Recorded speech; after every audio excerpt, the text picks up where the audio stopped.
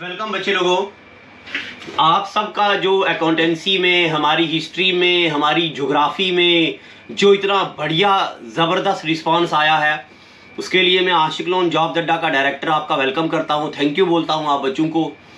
और आप बच्चे कंप्यूटर की बड़ी डिमांड कर रहे थे क्योंकि मेरी बहुत सारी वीडियोस थी जिनका कुछ लोग वॉइस चेंज करके ज़रा अपने चैनल पे डाल रहे हैं। तो कंप्यूटर का कंटेंट भी आज से हम डालेंगे और अकाउंटेंसी पूरी कंप्लीट A to Z करेंगे। अकाउंटेंसी भी होगी, कंप्यूटर भी होगा, मेरा हिस्ट्री, ज्योग्राफी और उसके MCQ भी होंगे। और आज का ऐसे ही मैं थोड़ा चाहता कि आप बच्चों से थोड़ा मिला जाए। तो अभी अकाउंट्स वाले सर आएंगे, आपको अकाउंटेंसी पढ़िए। Thank you and God bless you. Hello friends, welcome to Jobs Adda. तो जैसा कि आप देख पा रहे हैं यहाँ पे आज से हम कंप्यूटर की लेक्चर सीरीज़ स्टार्ट करने जा रहे हैं और ये लेक्चर सीरीज़ हर एक एग्ज़ाम के लिए यूज़फुल रहेगी जिसमें भी आपका कंप्यूटर कंपोनेंट आएगा। ठीक है, चाहे वो छोटे से छोटा एग्ज़ाम हो और बड़े से बड़ा IBPS PO तक की लेवल की यहाँ पे कंप्यूटर आपको कवर करवाया जाएगा। और एक चीज़ और बता दूँ मैं आपको, ये कंप्यूटर एक ऐसा कंपोनेंट है जिसमें आप पूरे के पूरे मार्क्स लेके आ सकते हो। अगर किसी में 10 नंबर का है तो 10 के 10 लेके आ सकते हो, और अगर 20 नंबर का है तो 20 के 20 मार्क्स आप बिल्कुल एक्यूरेटली लेके आ सकते हो। ठीक है, तो आप थोड़ा सा हम पे बिलीव रखिए, भरोसा कीजिए कि हम कंटेंट कैसा पढ़ाने वाले हैं। आप 3 लेक्चर कंटिन्यू देखिए और फिर डिसाइड कीजिए कि आपको ये लेक्चर देखने चाहिए या नहीं देखने चाहिए। तो चलिए विदाउट वेस्टिंग आवर टाइम करते हैं स्टार्ट।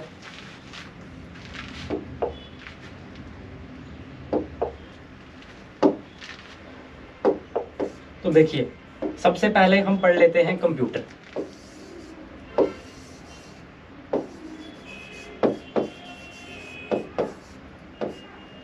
ठीक है, हम कंप्यूटर पढ़ने जा रहे हैं तो सबसे इंपॉर्टेंट चीज पता होनी चाहिए, व्हाट इज कंप्यूटर। कंप्यूटर क्या चीज होती है?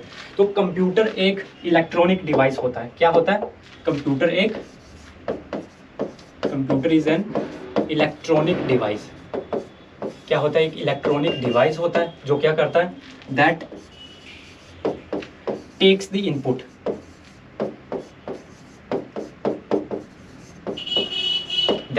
The input from user. जो क्या करेगा? यूजर से इनपुट लेगा।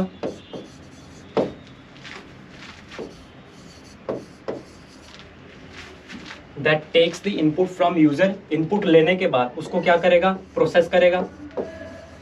प्रोसेस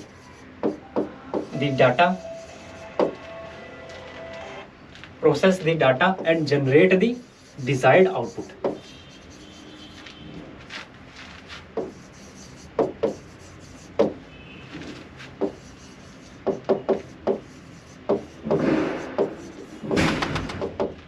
देखो क्या होता है कंप्यूटर। कंप्यूटर एक इलेक्ट्रॉनिक डिवाइस होता है जो इनपुट को लेता है, उसकी प्रोसेसिंग करता है, फिर हमें एक डिजायर्ड इंफॉर्मेशन प्रोवाइड करता है। अब देखो ग्राफ की फॉर्म में,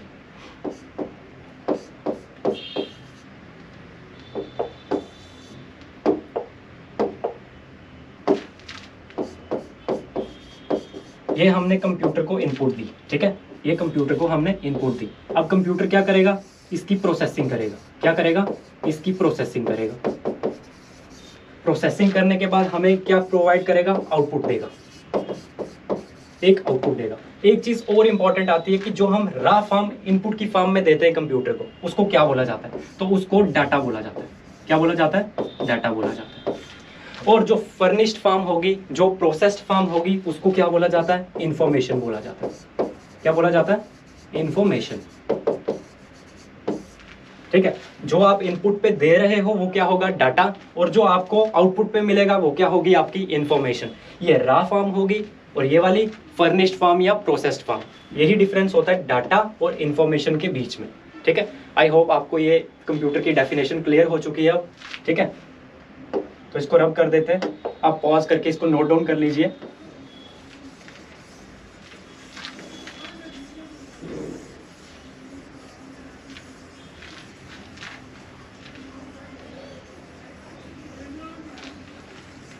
ठीक है, इस डेफिनेशन के अकॉर्डिंग सारी की सारी चीज़ें हमारी कंप्यूटर होंगी, जिसको हम इनपुट देते हैं और वो प्रोसेसिंग करके हमें एक डिजायर्ड आउटपुट प्रोवाइड करता है। ठीक है, उसके अकॉर्डिंग सारी की सारी चीज़ें, जैसे हमारा फ़ोन हो गया, हमारी वॉशिंग मशीन हो गई, ओवन हो गया, स्मार्ट वॉचेज़ हो गई, स्मार्टफोन्स आ गए, ये सारे के सारे क्या बन जाते हैं, कंप्यूटर की फॉर्म्स बन जाती हैं।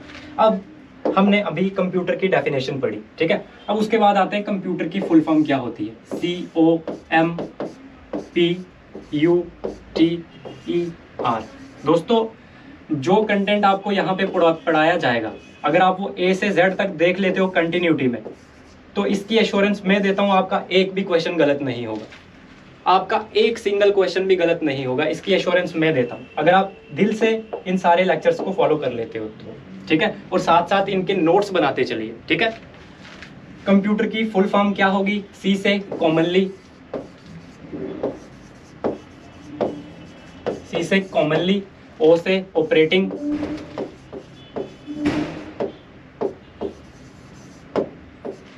कॉमनली ऑपरेटिंग, M से machine,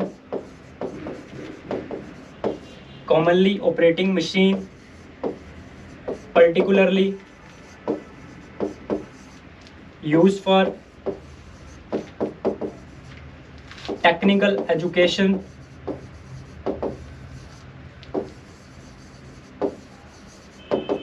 technical education and research. ठीक है, ये आ जाती है इसकी फुल फॉर्म। कब कई बार पूछी जाती है कि कंप्यूटर के अंदर P किसके लिए स्टैंड करता है, U किसके लिए स्टैंड करता है, T किसके लिए स्टैंड करता है, तो इस तरह की एब्रीवेशन में से कुछ ना कुछ वो पॉइंट पूछ सकते हैं। ठीक है, ये आ गया हमारा कंप्यूटर की फुल फॉर्म।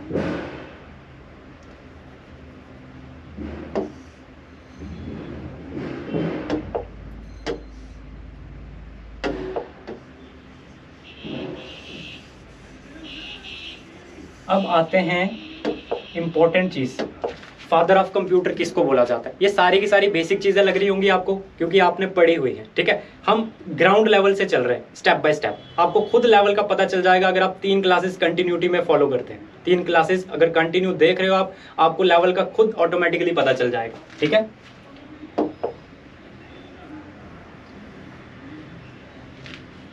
अब बात करते हैं फादर ऑफ कंप्यूटर किसको बोला जाता है। फादर ऑफ कंप्यूटर किसको बोला जाता है। फादर ऑफ कंप्यूटर बोला जाता है चार्ल्स बैबेज को। किसको? चार्ल्स बैबेज को।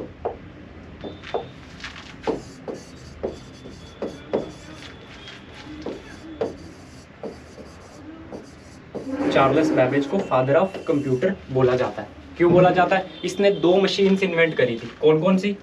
डिफरेंस इंजन,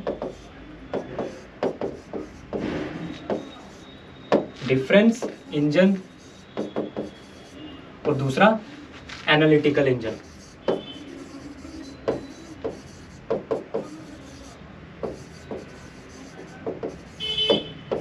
एक डिफरेंस इंजन और दूसरा एनालिटिकल इंजन। ये दोनों की दोनों मशीन्स किसने बनाई थी? चार्ल्स बैबेज ने। अब क्या फंक्शन था? डिफरेंस इंजन क्या काम करता था? डिफरेंस इंजन अर्थमेटिकल ऑपरेशंस को परफॉर्म करवाता था। अर्थमेटिकल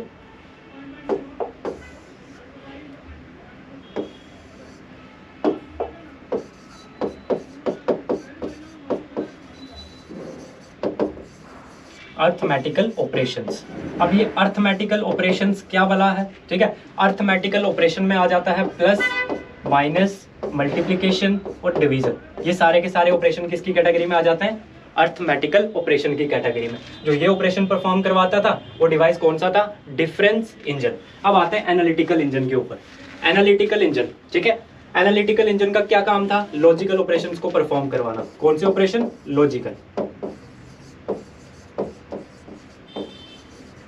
लॉजिकल ऑपरेशंस को परफॉर्म करवाना। अब ये लॉजिकल ऑपरेशंस क्या है?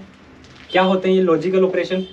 आपके कंपैरिजन बेस्ड, जैसे greater than, less than, greater than equals to, less than equals to, equal to और प्लस जो सारे के सारे गेट्स होते हैं, or gate, and gate, nor gate, ये सारे के सारे ऑपरेशन किसकी कैटेगरी में आ जाएंगे? Analytical engine. इन सभी ऑपरेशंस को जो डिवाइस परफॉर्म करवाता था, जो फंक्शन परफॉर्म करवाने वाला था, वो मशीन कौन सी थी? Analytical engine. इसके अंदर ये सारे के सारे प्रोसेस होते थे। ठीक है, क्या पढ़ा हमने? Father of computer Charles Babbage को बोला जाता है। क्यों बोला जाता है? क्योंकि उसने दो मशीन बनाई थी, एक डिफरेंस इंजन और दूसरी एनालिटिकल इंजन। अब डिफरेंस इंजन का क्या काम था? अर्थमेटिकल ऑपरेशंस को परफॉर्म करवाना। अर्थमेटिकल ऑपरेशन क्या थे? प्लस माइनस मल्टीप्लिकेशन डिवीजन, ये ऑपरेशंस परफॉर्म करवाना। और एनालिटिकल इंजन का क्या काम था? लॉजिकल ऑपरेशंस को परफॉर्म करवाना। अब लॉजिकल ऑपरेशन में क्या क्या आ जाते थे? कंपैरिजन बेस्ड सारे के सारे फंक्शन प्लस गेट्स, जैसे or gate, and gate, nor gate, nand gate, वो सारे के सारे लॉजिकल ऑपरेशन परफॉर्म करवाता था। कौन? हमारा एनालिटिकल इंजन। ठीक है,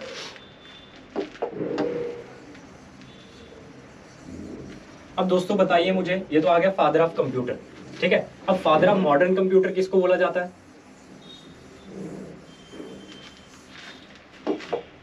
फादर ऑफ मॉडर्न कंप्यूटर किसको बोला जाता है?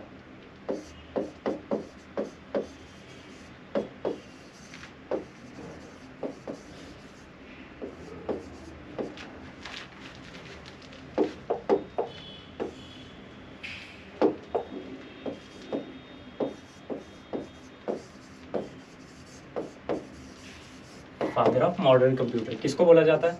वो बोला जाता है किसको? एलन ट्यूरिंग को। एलन ट्यूरिंग, एलन ट्यूरिंग को फादर ऑफ मॉडर्न कंप्यूटर बोला जाता है। क्यों बोला जाता है? क्योंकि इसने एक कॉन्सेप्ट दिया था, जो भी हमारे माइंड में चीज चल रही होती थी, जो भी उसके माइंड में चीज चल रही होती थी, वो उसको डिजिट्स की फॉर्म में, नंबर्स की फॉर्म में कन्वर्ट कर देता था। ठीक है, तो उसी वजह से उसको बोला जाता है फादर ऑफ मॉडर्न कंप्यूटर। किसको? एलन ट्यूरिंग को। ठीक है, आई होप ये सारी चीजें आपको पता होंगी पहले से, लेकिन मैं उन बच्चों को लेके चल रहा हूँ जिनको अभी कंप्यूटर का ABC भी नहीं पता। ठीक है, ताकि उनको आगे जाके कोई भी दिक्कत ना आए। अब बात करते हैं components of computer. Components of computer,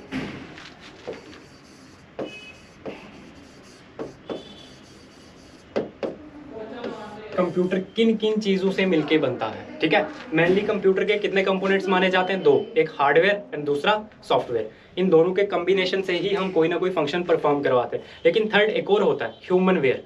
कौन सा? Human ware. अगर कोई इंसान ही नहीं होगा तो उस सिस्टम का यूज कौन करवाएगा? ठीक है, तो तीनों मिलके क्या बनाते हैं? एक कंप्यूटर सिस्टम बनाते हैं। तो अभी हम डिस्कस करेंगे कंप्यूटर के कंपोनेंट्स के बारे में। कौन कौन से कंपोनेंट होते हैं इसके?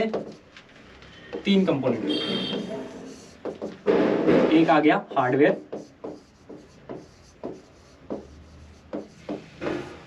सॉफ्टवेयर और ह्यूमन वेयर। ठीक है,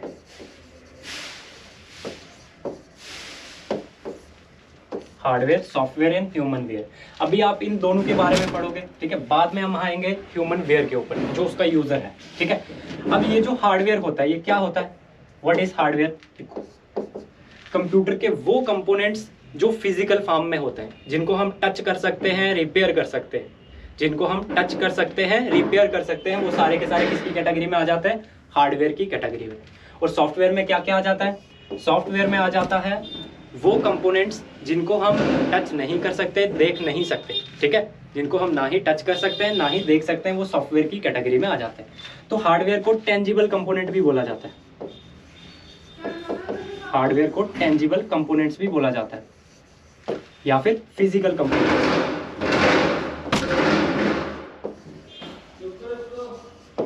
या तो टेंजिबल कंपोनेंट्स या फिर फिजिकल कंपोनेंट्स। और सॉफ्टवेयर को इनटेंजिबल कंपोनेंट्स, इनटेंजिबल कंपोनेंट्स।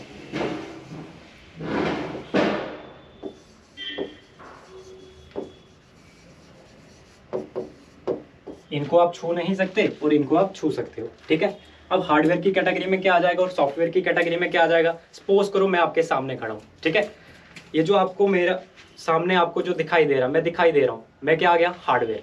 क्या आ गया? हार्डवेयर, फिजिकल फॉर्म, जिसको आप छू सकते हो, टच कर सकते हो। लेकिन जो इसके अंदर एक प्रोग्राम बैठा हुआ है, जिसके सहारे से ये बॉडी चल रही है, दैट इज आत्मा। ठीक है, आत्मा जो सोल बैठी हुई है हमारे अंदर, वो क्या होगा? उसका सॉफ्टवेयर। जब तक सॉफ्टवेयर हार्डवेयर के अंदर नहीं जाएगा, तब तक बॉडी फंक्शनेबल नहीं होगी। तो इसी वजह से किसी भी सिस्टम को चलाने के लिए, किसी भी हार्डवेयर को चलाने के लिए सॉफ्टवेयर का होना बहुत ज़रूरी होता है। विदाउट हार्डवेयर सॉफ्टवेयर नहीं चलेगा, और सॉफ्टवेयर अगर एक भी चीज़ नहीं होगी तो हमारा सिस्टम चलेगा ही नहीं, ठीक है। तो दोनों चीज़ों का होना कंपलसरी होता है। इसके बारे में हम बाद में बात करेंगे डिटेल में, ठीक है। अभी आप इतना जानो कि इसके कंपोनेंट्स कितने होते हैं। 2 कंपोनेंट्स होते हैं, हार्डवेयर एंड सॉफ्टवेयर। हार्डवेयर मतलब जो फिजिकल फॉर्म में होता है, ठीक है। सॉफ्टवेयर जो इंटेंजिबल फॉर्म में होता है, जिसको हम ना ही तक देख सकते हैं ना ही छू सकते हैं, वो सारे के सारे आते हैं सॉफ्टवेयर की कैटेगरी में।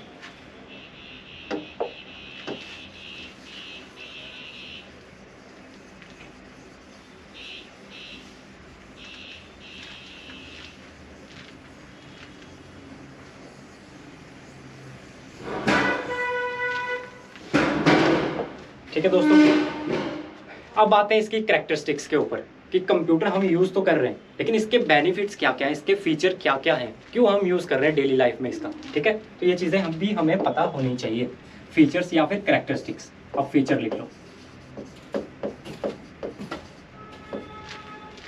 Features of computer.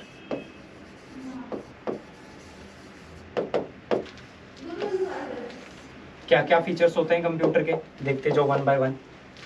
फर्स्ट, इसकी स्पीड होती है भाई, बहुत ही तेजी से ये क्या करता है, फंक्शन करता है। कंप्यूटर की स्पीड होती है फर्स्ट कैरेक्टरिस्टिक, फर्स्ट फीचर इसका कि स्पीड के मामले में बहुत तेज होता है। जो काम हम धीरे धीरे करवा सकते हैं, सारा दिन लग जाता है, वो कंप्यूटर के थ्रू 1 सेकंड के अंदर हम परफॉर्म करवा देते हैं, ठीक है। तो कंप्यूटर क्या आ गया, इसकी स्पीड होती है और ऑटोमेटिक होता है। मैनुअली हमें लेबर की तरह सारा दिन काम नहीं करना पड़ता, ठीक है। ऑटोमेटिकली यहाँ से कमांड दोगे तो सारे का सारा फंक्शन परफॉर्म हो जाता है, ठीक है। थर्ड, स्पीड आ गई, ऑटोमेटिक आ गया, और सीक्रेसी होती है इसके अंदर। सीक्रेसी मीन्स इसके अंदर सिक्योरिटी का फीचर होता है। इसके अंदर सिक्योरिटी का फीचर होता है। आप अपने डाटा को स्टोर करवा के रख सकते हो ताकि कोई थर्ड पर्सन उस डाटा को एक्सेस ना करवाए। कोई पासवर्ड लगा सकते हो, पिन कोड लगा सकते हो, ठीक है। तो ये क्या आ गया, सीक्रेसी के अंदर। और वर्सटाइल होता है ये। अब ये वर्सटाइल क्या है, वर्सटाइल ये है कि वो मल्टीपल टास्क करवा सकता है। एक टाइम के ऊपर बहुत सारे कामों को परफॉर्म करवा सकता है, बहुत सारे टास्क परफॉर्म करवा सकता है, तो मल्टीपल टास्क करवा सकता है ये,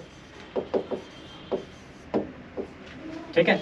वर्सटाइल। उसके बाद डेलीजेंट होता है ये। अब ये डेलीजेंट क्या चीज़ है, क्या भला है। डेलीजेंट मतलब सारा दिन इसको काम में लगा के रखो, सारा दिन इसको काम में लगा के रखो, ये कभी भी थकेगा नहीं, हारेगा नहीं, ये नहीं बोलेगा कि मैं थक गया आप छोड़ दो, ठीक है। तो वो क्या आ गया, डेलीजेंट। विदाउट थके हुए सारा दिन काम करता रहेगा। क्या आ गया, वर्क विदाउट टायर्डनेस।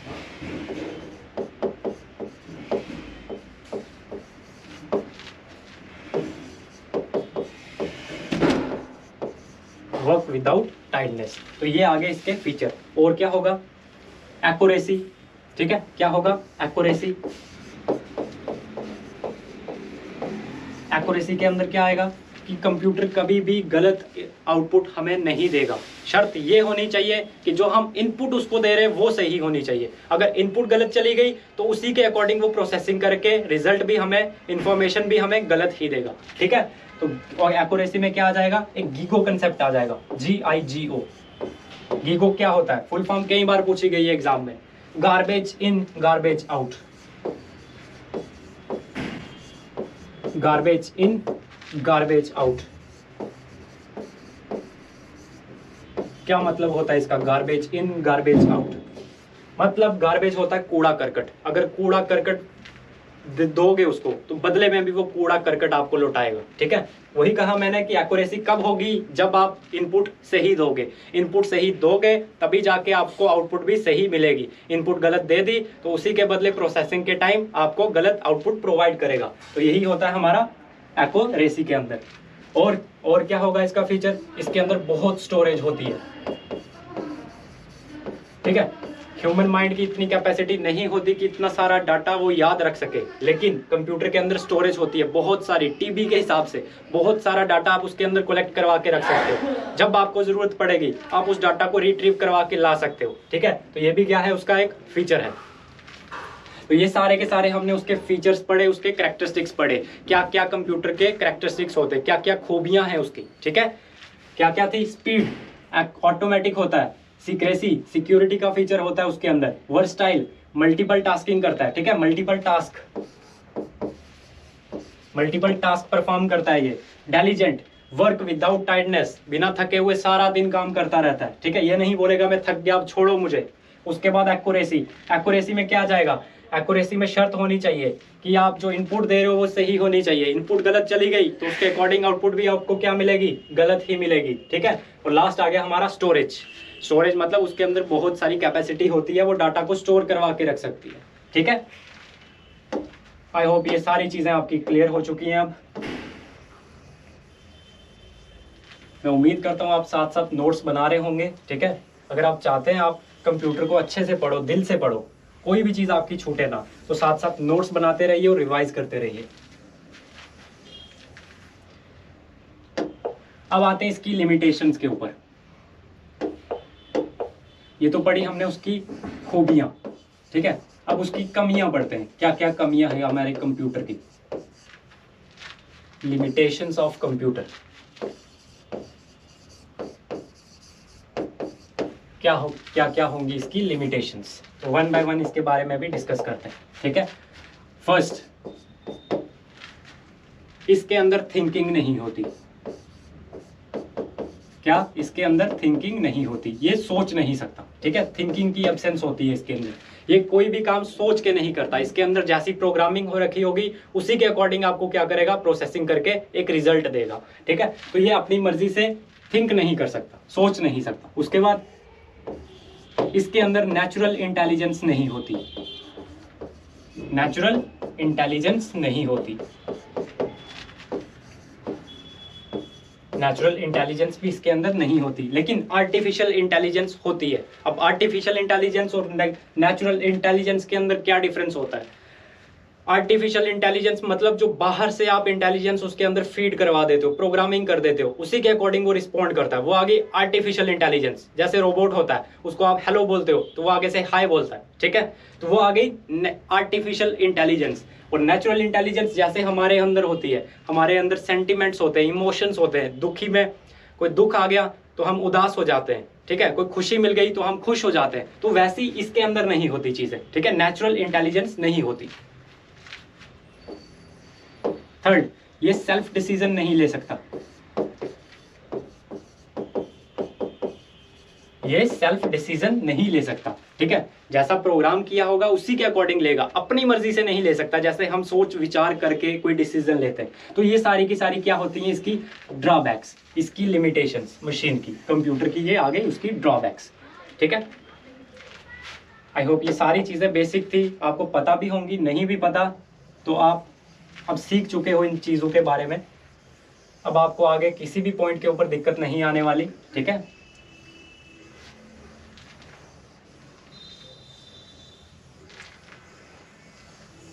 आज का बेसिक लेक्चर है इंट्रोडक्शन, ठीक है। अब आते हैं इसके यूजेस के ऊपर। कंप्यूटर के यूज, कहां कहां पे इसका इस्तेमाल होता है। यूजेस ऑफ कंप्यूटर, ठीक है। मैं इस तरीके से पढ़ा रहा हूं आपको ताकि आपका एक सिंगल पॉइंट भी छूटे ना, एक सिंगल पॉइंट भी ना छूटे, ठीक है।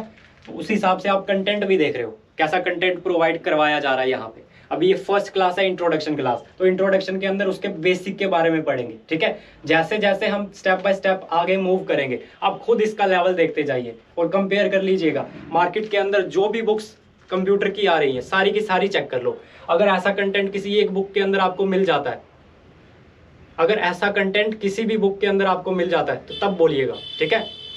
चेक कर लेना अगर डाउट हो कोई तो। अब आते हैं यूजेस ऑफ कंप्यूटर के ऊपर।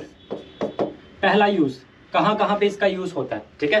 तो हर फील्ड के अंदर, आजकल हर एक फील्ड के अंदर इसका यूज किया जा रहा है। जैसे बिजनेस के अंदर, ठीक है, बिजनेस का सारा काम कंप्यूटर के थ्रू किया जा रहा है। विदाउट कंप्यूटर कुछ भी नहीं हो सकता बिजनेस के अंदर। उसके बाद गवर्नमेंट खुद कंप्यूटर का यूज कर रही है, तो गवर्नमेंट सेक्टर के अंदर भी कंप्यूटर का यूज हो रहा है। और स्कूल्स एंड कॉलेजेस के अंदर, मींस एजुकेशन के अंदर, एजुकेशन एंड रिसर्च, ठीक है, इन सभी के अंदर किसका यूज हो रहा है? इन सभी के अंदर कंप्यूटर का यूज हो रहा है। आप देख रहे हो ये व्हाइट बोर्ड है, डिजिटल बोर्ड, ठीक है, डिजिटल बोर्ड, स्मार्ट बोर्ड। अब ये क्या है, पूरे का पूरा कंप्यूटर है, ठीक है। तो यहाँ पे भी इसका यूज किया जा रहा है कंप्यूटर में, ठीक है। और इंटरटेनमेंट,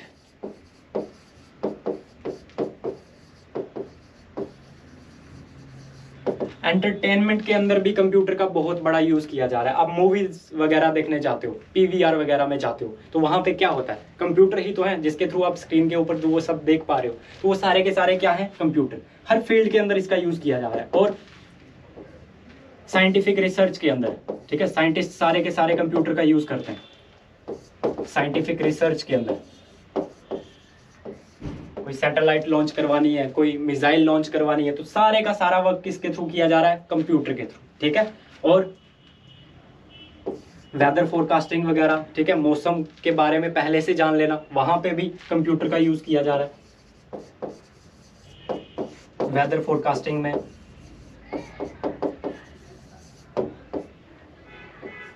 ठीक है, इसमें कोई कंसेप्ट्स नहीं है कि मैं आपको डिटेल में बताऊं, अभी जस्ट पॉइंट लिखवा रहा हूं, क्योंकि कंसेप्चुअल चीज नहीं है यहाँ पे कोई भी समझाने वाली। जैसे जैसे कोई कंसेप्ट आएगा कंप्यूटर का, आप देखते जाइए कैसे उसको इलेबोरेट किया जाएगा यहाँ पे, ठीक है। अभी ये सारे का सारा थ्योरेटिकल पार्ट था, आज वाला लेक्चर सारे का सारा थ्योरेटिकल पार्ट था, ठीक है। तो इसलिए थोड़ा सा बोरिंग फील हो रहा होगा आपको, लेकिन आज के लेक्चर को छोड़ के जैसे आप डे बाय डे आगे आगे जाओगे, आप खुद देख लेना कितना इंटरेस्ट क्रिएट होता है, ठीक है।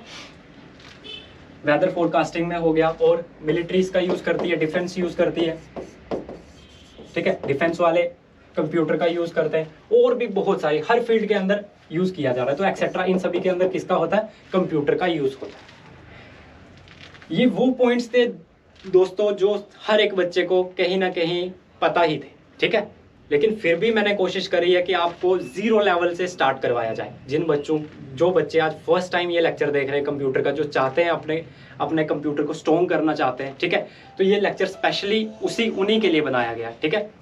तो आई होप अगर आपको जैसा भी फील हो दोस्तों, जैसा भी फील हो, आपको ये लेक्चर आज वाला जैसा भी लगा हो, अच्छा लगे या बुरा लगे, कमेंट और लाइक जरूर करिए। अच्छा लगे तो लाइक कर देना और शेयर कर देना, और अगर बुरा लगे तो तब भी कमेंट करिएगा, ठीक है।